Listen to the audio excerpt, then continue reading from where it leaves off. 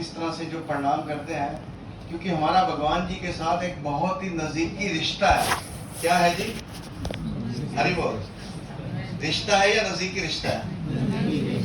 रिश्ते और नजदीकी रिश्ते में फर्क है ना? तो हमारा भगवान जी के साथ इतना नजदीकी रिश्ता है कि इस दुनिया के अंदर किसी के साथ भी वैसा नजदीकी रिश्ता नहीं है।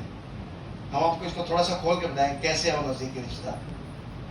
तो भगवान इस संबंध ज्ञान के बारे में भगवान श्री कृष्ण श्रीमद् भगवद गीता में बताते हैं, ममेवांशो जीवलोके जीवा भूता सनातना मने षष्ठानि इंद्रियाणि प्रकृतिर्स्थानि कर्षति। तो भगवान श्रीमद् भगवद गीता के श्लोक में बतला रहे हैं कि हम सब जितनी भी जीवात्माएं हैं भगवान श्री कृष्ण के शाश्वत अंश हैं, और इस बद्ध जगत में हम सब बद्ध जीवात्माएं इस बद्ध जीवन में एक घोर संघर्ष का जीवन जी रहे हैं, जिसमें मन भी शामिल है। तो थोड़ा थोड़ा और पीछे श्रद्धालुगण आ रहे हैं, कृपा करके थोड़ा और आगे यहाँ तक आ सकते हैं, और ऊपर भी बैठ सकते हैं। जिनको घुटने में तकलीफ है या बुजुर्ग हैं, वयोवृद्ध हैं, तो वो कृपा करके ऊपर स्पेस है वहां बैठते जाइए। बाबा आप ऊपर आ जाइए, ऊपर बैठ जाइए, इस साइड में ऊपर बैठ जाइए। इधर माताएं बैठ जाए, इधर प्रभु जी बैठ जाए, ऊपर सोफे पे बैठ जाइए। आप सब लोगों के बैठने का स्पेस। हाँ बैठो बाबा, बैठो। थोड़ा प्रभु जी यहाँ तक आ जाइए ताकि पीछे स्पेस हो।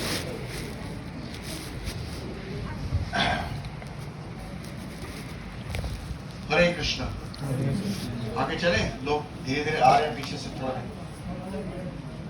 इसके साथ हो जाइए, एक स्पेस और बन जाए। आप लोगों को हेल्प करना है कि जगह थोड़ा बनाना पड़ेगा काफी संख्या में। अच्छा, और है कितने लोग हैं प्रभु जी बाहर? 20 है। देखिए करवाइए थोड़ा सा कैसे कर सकते हैं। ये सोफे पे और बैठ जाएंगे तो नहीं है। देखिए ये 2 सीट वहाँ है, 2 जने वहाँ चले जाइए। माता जी आप इधर आइए, इस साइड सोफे पे आइए। कुछ लोग आप ही चले आइए, थोड़े थोड़ा स्पेस हो जाएगा पीछे। 15-20 लोग इस टेबल पे भी बैठ सकते हैं। ये टेबल को भी यूज कीजिए, इस पे बैठ जाइए। टेबल पे थोड़ा जगह बना दीजिए। टेबल पे भी एडजस्ट हो सकते हैं। बैठ जाइए टेबल पे, थोड़ा और नजदीक हो जाए। जगह नहीं छोड़ना, बिल्कुल जगह नहीं छोड़ना, बिल्कुल जगह नहीं छोड़ना। मैं इस साइड आ जाऊँ और इस कुछ चेयर पे आ जाऊँ, इससे ये स्पेस मिलेगा।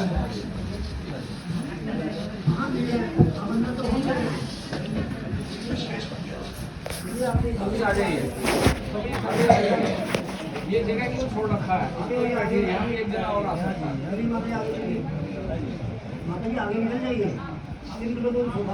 रोज बैठ जाइए, आप इधर बैठ जाइए, बैठ जाइए, जहाँ स्थान मिलता है बैठ जाइए।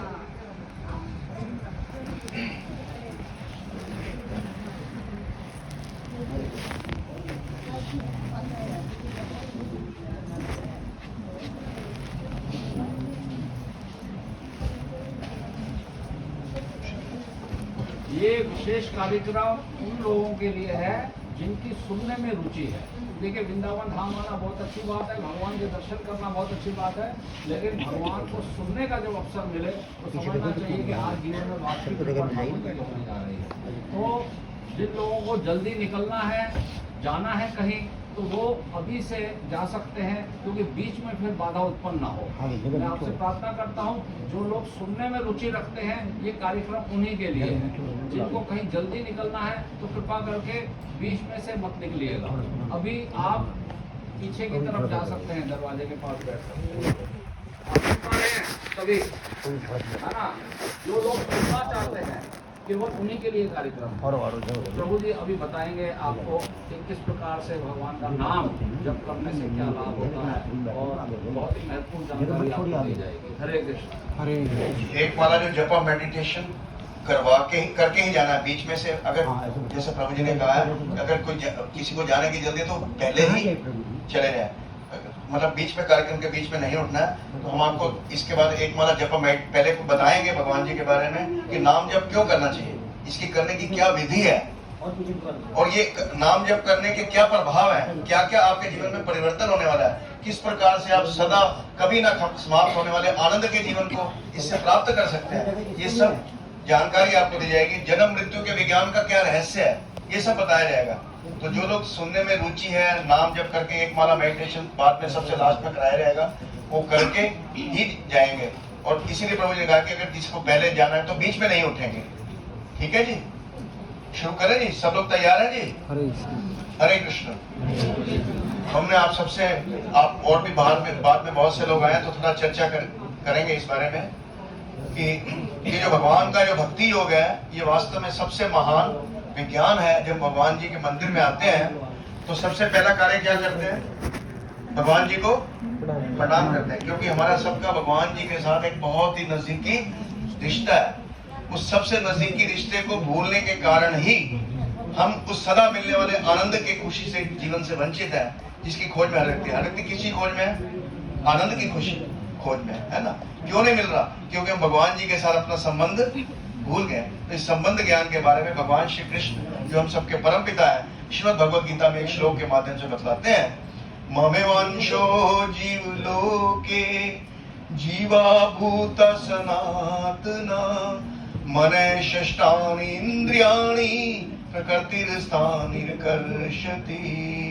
भगवान श्री कृष्ण इस श्लोक में बतला रहे हैं कि हम सब जितनी भी जीवात्माएं हैं भगवान जी के शाश्वत अंश हैं, और इस बद्ध जगत में हम सब बद्ध जीवात्माएं अपनी 6 इंद्रियों के साथ एक घोर संघर्ष का जीवन जी रहे हैं। तो भगवान जी ने हम सबको क्या पुकारा है? जीवात्मा पुकारा है, शरीर नहीं पुकारा। क्या पुकारा है? जीवात्मा। क्योंकि हम भगवान श्री कृष्ण भगवद गीता की शुरुआत में एक फंडामेंटल ज्ञान देते हैं, बेसिक, जैसे कह सकते हैं आध्यात्मिक जीवन का सबसे पहला पार्ट, जो 99% लोगों का ये पहला पार्ट कमजोर है, इसे ठीक ठीक समझ लीजिएगा। भगवान श्री कृष्ण बता रहे हैं कि हम ये शरीर नहीं है, जीवात्मा है। क्या है जी? क्या नहीं है? इस शरीर में विराजमान जीवात्मा है ना। तो हम सब जीवात्मा कैसे इसको और थोड़ा सा खोलते हैं। जैसे एक व्यक्ति की जब मृत्यु हो जाती है तो शरीर उसका वहीं पे रखा हुआ है, तो कहते हैं फला व्यक्ति चला गया। कौन है जो चला गया? जीवात्मा उस शरीर से निकल जाता है, तो उस शरीर को कोई भी घर में रखना पसंद कहाँ, क्या करते हैं? उस शरीर का अग्नि संस्कार, दाह संस्कार कर देते हैं शमशान घाट पे ले जाके, है ना। और उसके बाद वो जीवात्मा कहाँ चली जाती है? जीवात्मा के बारे में भगवान और एक अद्भुत बात बताते हैं कि हम जीवात्मा अमर है, अविनाशी है। हम जीवात्मा को दुनिया का कोई हथियार मार नहीं सकता। तो हम जो अविनाशी जीवात्मा, अमर जीवात्मा है, जब उस शरीर को छोड़ते हैं तो कहाँ चले जाते हैं? उस एक शरीर को छोड़ते हैं, दूसरे शरीर में चले जाते हैं, दूसरे शरीर को छोड़ते हैं, तीसरे में चले जाते हैं, तीसरे को छोड़ते हैं, चौथे चले जाते हैं। 84 लाख जो है अनेक जो स्पीसीज ऑफ लाइफ है, जिसमें अनेक कुत्ता, बिल्ली, बंदर, पेड़ पौधे, है ना, भूमि पर चलने वाले, है ना। तो अनेक प्रकार के जो शरीरधारी जीवात्माएं हैं, 84 लाख योनियों में जाना पड़ता है।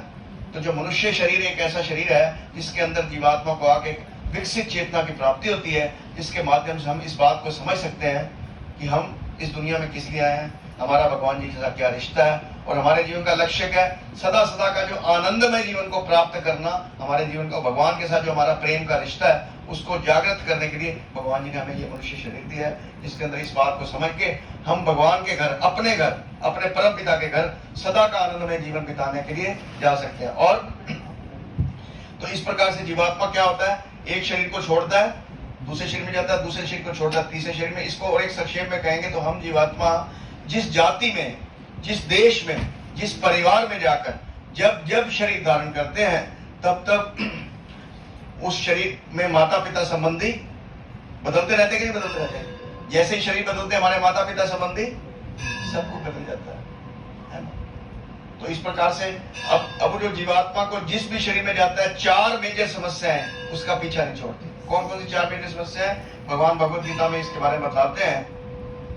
जन्म मृत्यु जरा व्याधि दुखा दोषानु दर्शन। जन्म के समय बच्चा रोते हुए आता है, बता नहीं सकता कितना बड़ा कष्ट झेल के। माँ के गर्भ में कितने महीनों तक उल्टा लटका रहता है। किसी व्यक्ति को 1 मिनट भी उल्टा लटका दिए कितना कष्ट पाता है वो। माँ के गर्भ में सबसे पहला कष्ट उल्टा लटका रहता है। और उसके बाद जन्म। कोई चाहता है हमारे जीवन में रोग आए? बताइए जी, कोई नहीं चाहता। लेकिन हमारे ना चाहते हुए रोग हमारे जीवन में आते ही रहते हैं। उसके बाद वृद्धावस्था, घुटने खराब हो रहे हैं, आई साइट वीक हो रही है ना। और उसके बाद किसका नंबर लगता है जी? उसके बाद लगेगा या कभी भी लग सकता है? कभी भी लग सकता है। ऐसा बोलने से जल्दी नहीं है कि मृत्यु, जो आपका समय है वो निश्चित है। 50, 100 साल जो भी है, 80 साल, 90 साल, वो निश्चित है ना। और मृत्यु के समय क्या होता है? एक इम्तिहान होता है। उस दिन एक जजमेंट होती है कि आज इस जीवात्मा को कौन से शरीर में डाला जाए। जैसे आप एक उदाहरण देते हैं, जैसे आप एक डिपार्टमेंटल स्टोर में जाते हैं, आप ड्रेस कैसे चूज करते हैं?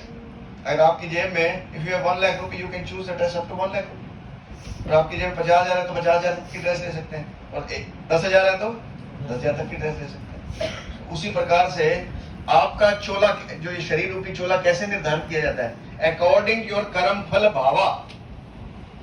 जैसा जीवन में आप कर्म करते हैं, उस कर्म के हिसाब से आपका फल, एक नया शरीर आपको मिलता है।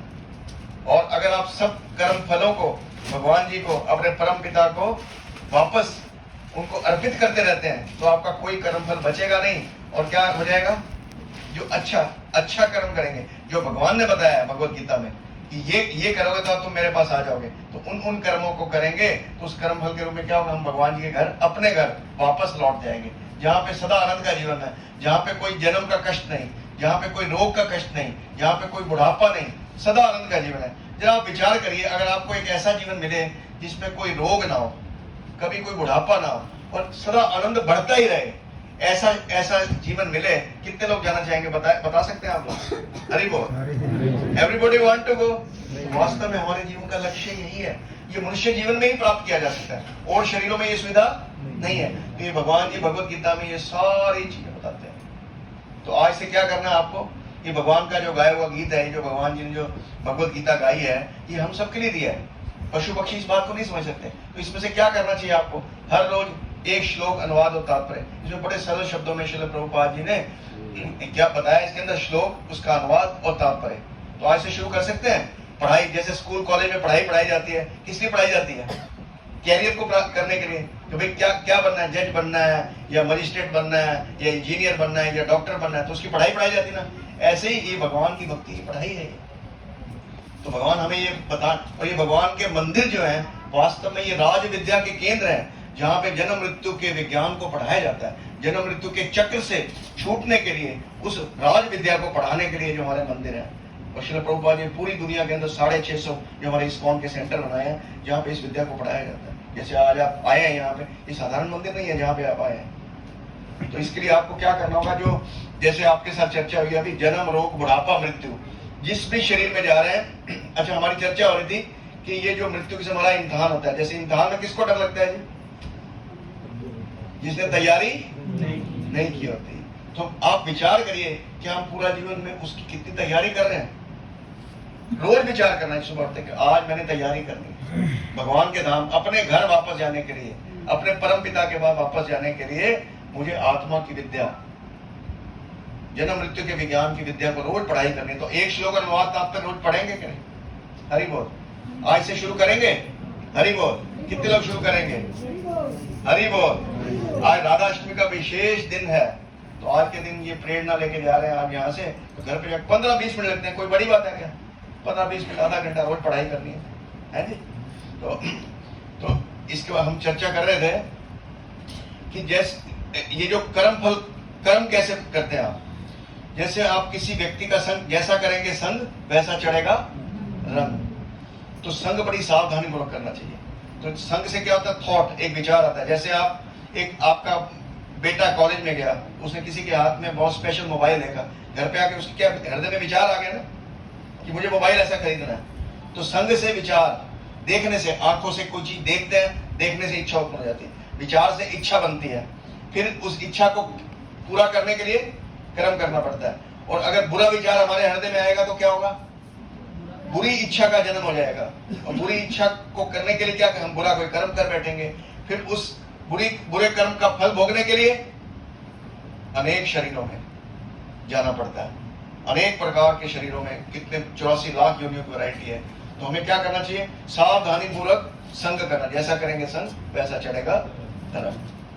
तो इस प्रकार से ये जन्म मृत्यु का विज्ञान कार्य करता है। फिर उस कर्म का फल भोगने के लिए अनेक शरीरों में पुनरपि जन्मम पुनरपि मरणम पुनरपि जननी जठरेशनम, बार बार जन्म मृत्यु के चक्र में जाना पड़ता है। तो ये हरे कृष्ण महामंत्र, इसके लिए क्या करना है आपको? ये जो हरे कृष्ण महामंत्र है, कली संत उपनिषद में हरे कृष्ण महामंत्र के बारे में बताया गया कि हरे नाम बृहद नाट्य पुराण बताया गया, हरे नाम एव केवलम कलो नास्तेव गति अन्यथा। इस कलयुग के अंदर इस भवरोग से निकलने के लिए, जो जन्म रोग बुढ़ापा मृत्यु इन चारों को मिला के इसको क्या कहा जाता है? भवरोग।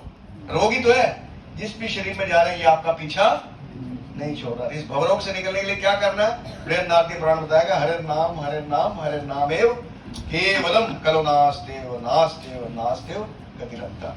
तो इस कलयुग ये जो हरे कृष्ण महामंत्र है ये क्या करने वाला है? केवल हरि नाम, कितनी बार बताया जी?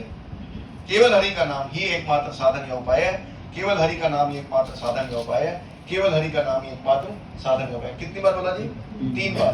कोई बात 3 बार क्यों बताई जाती है? जब वो बहुत ही आवश्यक बात होती है। और फिर इसके कली संत उपनिषद में कलयुग का तारक महामंत्र बताया गया, हरे कृष्ण कृष्ण कृष्ण हरे हरे, हरे राम राम राम हरे हरे, षोडशकम नाम कली कल्मष नाशनम। ये 16 शब्दों का जो महामंत्र है ये क्या करता है? ये बड़ा अद्भुत कार्य करता है।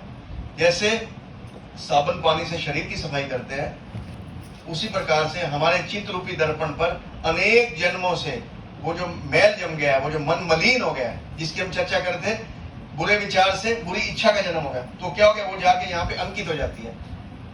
तो जब आप दूसरा शरीर धारण करते हैं तो सूक्ष्म शरीर के द्वारा वो सब चीजें, वो जो विचार है, वो जो इच्छाएं हैं, उसको जीवात्मा साथ लेके चलता है। क्यों? कोई व्यक्ति को तो कोई चीज देखते ही तुरंत उसके ऊपर बुरी चीज का तुरंत बुरा असर होता है, लेकिन दूसरा व्यक्ति होता है उसके ऊपर असर नहीं होता, क्योंकि उसने पूर्व जन्म के अंदर उसके अंदर उस प्रकार के संस्कार, उसकी जो छाप है उसके हृदय पर, उसकी मन पर छपी हुई है। तो जो हरे कृष्ण महामंत्र क्या करता है? जैसे मल मूत्र से सने हुए शिशु को माता साफ सुथरा करके पिता की गोद में दे देती है, उसी प्रकार से ये वही कार्य करता है ये हरे कृष्ण महामंत्र। ये हरे कृष्ण महामंत्र जब हमारे चित्त रूपी दर्पण का मार्जन करता है, चेतो दर्पण मार्जनम भव महादावाग्नि निर्वापणम श्रेय कैरव चंद्रिका वितरणम विद्यावधु जीवनम। ये हमारे चित्त रूपी दर्पण का मार्जन करके क्या करता है? सफाई जब होती है तो सतोगुण हमारे चित्त में बनता है, तो उससे क्या होता है? ये जो भगवत गीता की जो वाणी है ये आपके चित्त में प्रवेश करती है। नहीं तो क्या होगा? इधर से सुनेंगे, इधर से निकाल देंगे। तो हरे कृष्ण महामंत्र का और साथ में भगवान जी की वाणी का, श्रीमद् भगवत गीता, श्रीमद् भागवतम, इनका पठन पाठन, ये दोनों साथ साथ इसका कॉम्बिनेशन है। हम हरे कृष्ण महामंत्र जप कर रहे हैं लेकिन पढ़ाई साथ साथ नहीं करें तो क्या होगा? दूसरी चीजें अंदर घुस जाएंगी। तो हर रोज क्या करना? हरे कृष्ण महामंत्र का जप करना है, उससे हमारे मन जो मलिनता सफाई होएगी और उस साफ मन में क्या होगा? ये ज्ञान टिकने लग जाएगा। नहीं तो क्या होगा? गंदे बर्तन में, गंदे पात्र में आप कुछ खीर डालेंगे तो क्या हो जाएगा? खराब हो जाएगी।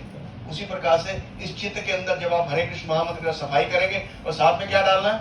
भगवान जी का दिव्य ज्ञान, कि भगवान हमसे क्या चाहते हैं। आप सोचो, माता पिता अपने बालक से क्या चाहते हैं? सदा सुखी रहे, आनंद में रहे। ऐसे ही हमारे परम पिता क्या चाहते हैं? ये सब बच्चे लौट के मेरे घर पे वापस आ जाएं और सदा का आनंद का जीवन मेरे साथ बिताएं। ठीक है जी। तो ये जो हरे कृष्ण, आपको एक एक माला दी जा रही है, तो हम एक माला हरे कृष्ण महामंत्र का जप करेंगे। उससे पहले और हरे कृष्ण महामंत्र का अर्थ भी समझ लीजिए, प्रभु जी देना शुरू कर दीजिए माला। हरे कृष्ण महामंत्र में हरे संबोधन है राधा रानी का। एक्चुअली हरे कृष्ण महामंत्र एक पुकार है, एक प्रार्थना है। इसमें हरे संबोधन है राधा रानी का। किसका संबोधन है जी? राधा रानी का। कृष्ण भगवान श्री कृष्ण, हरि बोल। और राम भगवान जी का नाम है ना। तो इसमें हरे कृष्ण महामंत्र का, इसमें हम क्या करेंगे?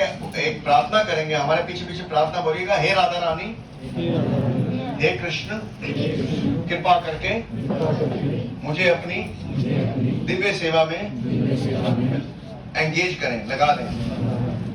Please engage me in your devotional services. ऐसा हृदय में प्रार्थना का मूड रखते हुए हरे कृष्ण महामंत्र को मुख से बोलना कीर्तनम, कानों से सुनना श्रवणम। इसमें आपके 2 प्रोसेस चलेंगे। क्या चलेंगे?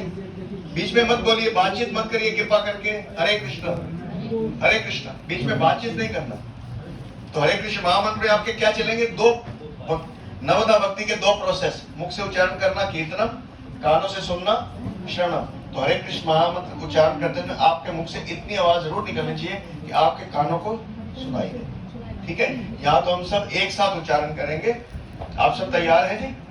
तो एक एक माला शुरू करें। माला यहाँ नहीं पहुंची, आगे वालों को दे देते हैं। आप आगे एक एक माला सबको दे दीजिए, जो आपके पास में बैठे हैं। हाँ जी प्रभु जी।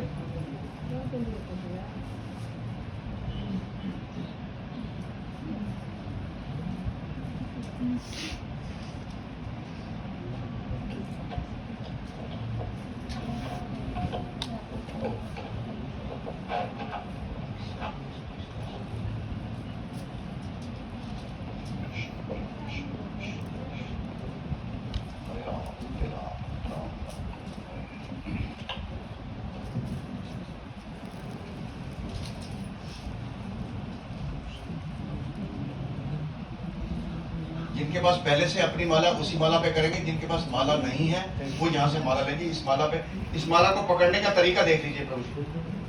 खुल नहीं रही।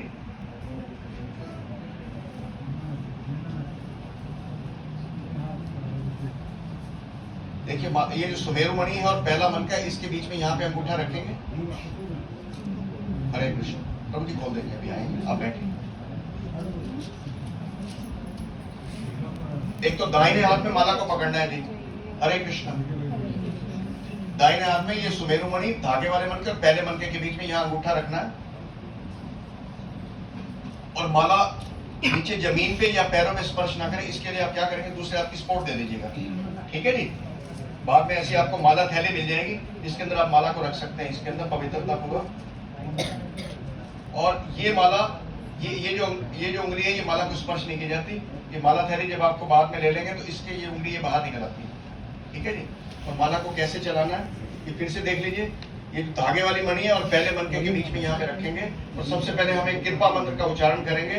इस कृपा मंत्र का उच्चारण करने से, जब करने के दौरान कुछ हमारे से गलतियां भी हो जाती हैं तो उन गलतियों से हमें क्षमा मिलती है। तो हमारे पीछे पीछे वो कृपा मंत्र बोलिएगा। जय श्री कृष्ण चैतन्य, जय श्री कृष्ण चैतन्य, प्रभु नित्यानंद, प्रभु नित्यानंद, श्री अद्वैता श्री अद्वैता, गदाधर गदाधर, श्रीवास आदि श्रीवासादि, गौर भक्त वृंद, गौर भक्तवृंद, हरे कृष्ण हरे कृष्ण, हरे कृष्ण कृष्ण कृष्ण हरे हरे, कृष्ण कृष्ण हरे हरे, हरे राम हरे राम, हरे राम, राम राम हरे हरे। राम राम हरे हरे। जैसे आपने पहले मनके पर उच्चारण किया, इसी प्रकार से इसके बाद कहाँ जाएंगे? दूसरे मनके पर चले जाएंगे। उसी प्रकार से हरे कृष्ण महामंत्र का उच्चारण करेंगे। 108 मनके हैं, तो 108 बार उच्चारण करेंगे तो हमारी एक माला पूरी हो जाएगी। आप सब तैयार हैं? शुरू करें। क्या करेंगे? हमारे साथ आवाज मिला देंगे, सब लोग एक साथ मिला के बोलेंगे। ठीक है जी। वॉल्यूम भी सबके साथ मैच मिला देंगे उसको। शुरू करें। सब लोग तैयार हैं? तो ये आपने मन का ठीक से नहीं पकड़ा हुआ। सुमेरु मणि के बाद वाले मनके से पकड़ना। देखिए आपने ऐसे पकड़ा हुआ है, आपने ऐसे पकड़ा। देखिए तो इससे आगे वाले, क्योंकि माला आपकी ऐसे चलेगी, ये ऐसे आगे की तरफ, अंगूठा आगे बढ़ता जाएगा, माला पीछे होती जाएगी। तो इस प्रकार से पकड़ना है। प्रभु जी कहते प्रभु जी? पीछे जाना है या आगे जाना है? आगे जाना है। हरे कृष्ण। हरे कृष्ण। आप देखिए प्रभु इधर, आगे की तरफ बढ़ने के लिए आपने ऐसे पकड़ा, पीछे वाली मनके से पकड़ा हुआ। सुमेरु मणि के अगले मनके से पकड़ना है। यहाँ से? हाँ हाँ, अगले से, इससे अगले से। आपने फिर पीछे से पकड़ा हुआ, अगले पे जाइए। हाँ। अगले पे। पहुँच गए। हाँ जी। तो आगे बढ़ते जाएंगे। ठीक है जी। शुरू करें एक साथ। हाँ जी। हरे कृष्ण हरे कृष्ण कृष्ण कृष्ण हरे हरे, हरे राम राम राम हरे हरे, हरे कृष्ण कृष्ण कृष्ण हरे हरे, हरे राम राम हरे हरे, हरे कृष्ण कृष्ण कृष्ण हरे हरे, हरे राम राम राम